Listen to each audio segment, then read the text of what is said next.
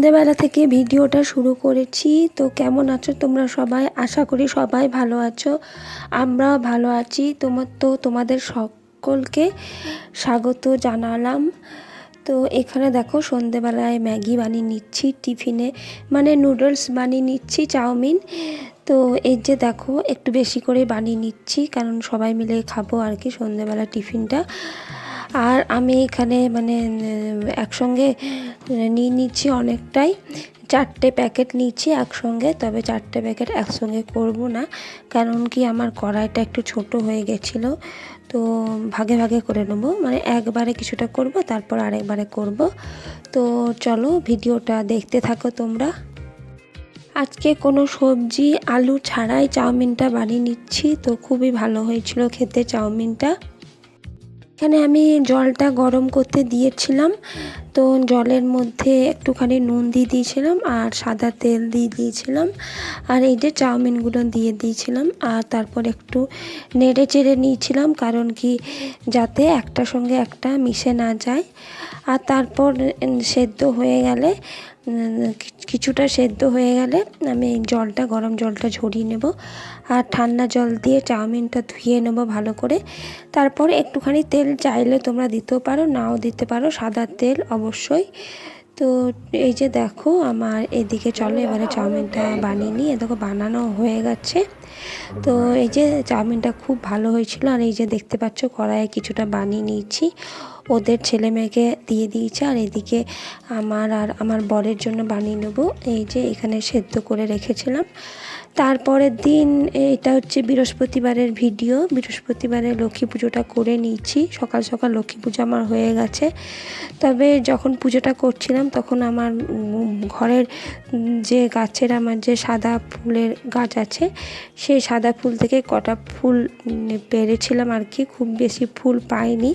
তারপর যে বাড়িতে মানে আমাদের বাড়িতে যে ফুল দিতে আসে, তারপরে এই যে দিয়ে গেল। ভাবছিলাম যে আজকে ফুল বেশি পেলাম না, তো যাই হোক ঠাকুরই জোগাড় করে দিয়েছে। দেখো কি সুন্দর লাগছে।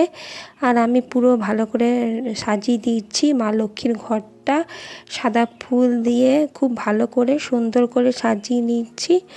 আর আজকে প্রসাদে দিয়েছিলাম আম, পাকা আম। তো বছরের প্রথমে আম, মানে এবারে ঠাকুরকে দিয়েই তারপরে আমরা খেয়েছি আর কি। আম দিয়েছিলাম আর সাথে এই যে নকুলদানাও দিয়েছিলাম। তো এই যে এদিকে আমার পুজোটা তো হয়ে গেছে।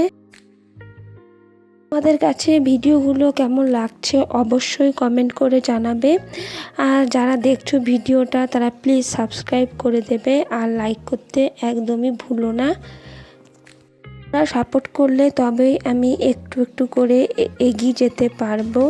তোমরা পাশে থাকলে আমি এগিয়ে যেতে পারবো। তো এই যে দেখো এদিকে আমার পুজো কমপ্লিট। এই যে একটুখানি ভিডিও করছিলাম আর কি। তাড়াতাড়ি একটু পুজোটা হয়ে গেছিলো, 8টা 15 বাজছিল তখন সকালবেলায়। তো এই যে তাড়াতাড়ি আমার পুজোটা হয়ে গেছিলো। তাড়াতাড়ি দিয়ে দিলে মনটা খুব ভালো লাগে। আর সাথে সাথে সব কাজগুলো, ঘরের সব কাজগুলো পরপর করা যায়। আর পুজোটা যদি বেলা হয়ে যায় তো মনে একটা চলতে থাকে যে পুজোটা কখন দেব। তো যাই হোক আজকে তাড়াতাড়ি ঘুম থেকে উঠে সকাল সকাল ঘরের সব কাজ করে এই যে এদিকে আমি পুজোটা দিয়ে দিয়েছি সকাল সকাল, বেশ ভালো লাগলো। তো চলো এদিকে রান্না আমার হয়নি এখনও পর্যন্ত, আর চাটাও আমি খাইনি। তো চাটা চলো আগে, প্রথমে চাটা তো খেতেই হবে, তারপরে রান্নার জোগাড় করতে হবে। তো এখানে মাছ ভেজে নিচ্ছিলাম। তো এই যে আমার মাছ ভাজা হয়ে গেছে। আর এই যে মাছটা এখন একটু গালা গালাগা করে নেবো আর কি। আর এই যে ডালের সঙ্গে আলু দিয়ে দিয়েছিলাম, মাছে আলুতে গালা গালাগা ঝোল করে নেব। আর তার সঙ্গে ডাল করেছি। মাছগুলো বেশ ভালো ছিল, টাটকা ছিল, তো ঝোলটা খেতেও খুব ভালো হয়েছিল। তো সবজি দিলেও হতো। তো এই যে এখানে আমি আলু দিয়েই বানিয়ে নিচ্ছি গালা গালাগা মাছের ঝোল বলো, মানে মাছের ঝোল আর কি। তো এই ভিডিওটাতে 2-3 দিনের ভিডিও আছে একসাথে, একটু একটু করে ক্লিপ তুলেছিলাম আর কি। তো একসঙ্গে সব জুড়ে দিয়েছি। তো এই যে চলো তোমরা ভিডিওটা দেখতে থাকো আর কমেন্ট করে জানাবে যে ভিডিওটা কেমন হলো। যে দেখো আমার মাছের ঝোলটা রেডি হয়ে গেছে, আর এখানে মাছ ভাজা অল্প তুলে রেখেছি, আর এদিকে মাছে আলুতে যে ঝোলটা সেটাও রেডি হয়ে গেছে। এই যে তারপরের দিন, নেক্সট দিন আর কি, নেক্সট ডে। তো এই যে দেখো এখানে ছেলের লাস্ট ডে স্কুল। তো আমি বলছি বাবু দাঁড়া একটু ভিডিওটা করে নিই। তো যাই হোক, ফোনে আমার থেকে যাক। তো এই যে দেখো বেরোচ্ছে একটু স্কুলের জন্য, দরকার আছে, স্কুলে যেতে হবে।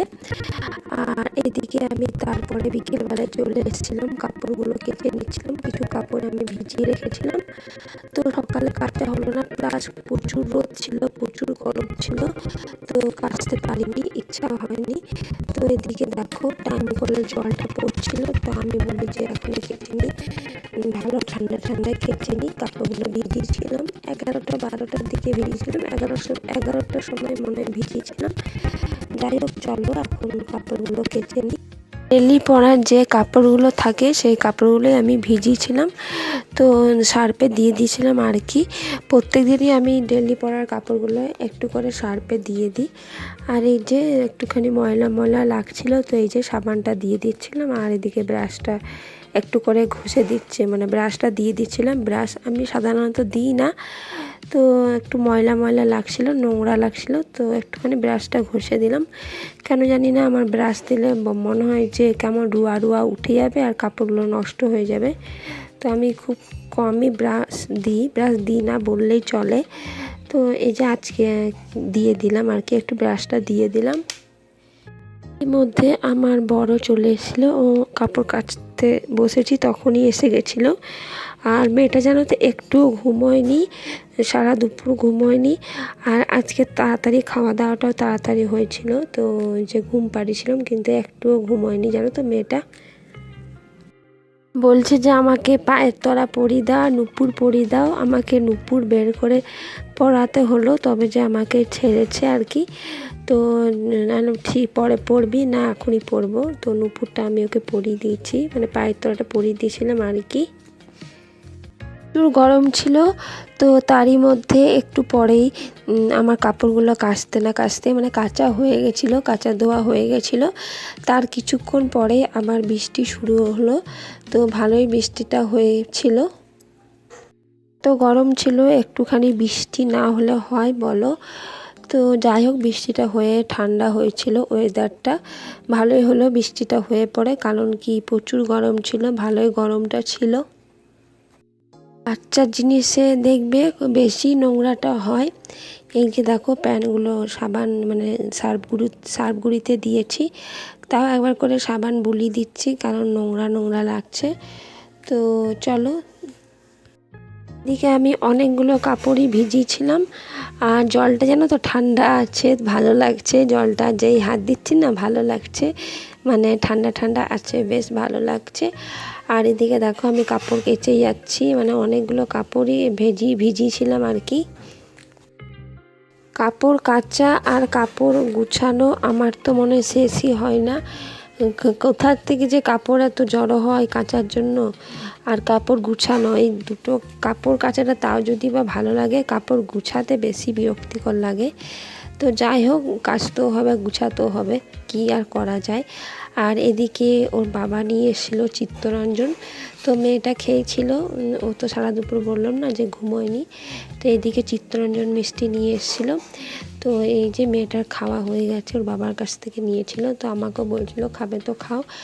তো অনেকক্ষণই আজকে ভাত খাওয়া হয়েছে, তো খিদেও পাচ্ছিল। তো এই যে দেখতেই পেলে আমি কাপড় কাচতে কাচতে হাত ধুয়ে চলে এলাম মিষ্টি খাওয়ার জন্য, লোভে বলতে পারো, লোভে নয় ঠিক, মানে এই যে চলে এসেছি। তো এখানে আমিও একটা নিয়ে নিয়েছিলাম, তো ওর বাবা বলছে দুটো নাও।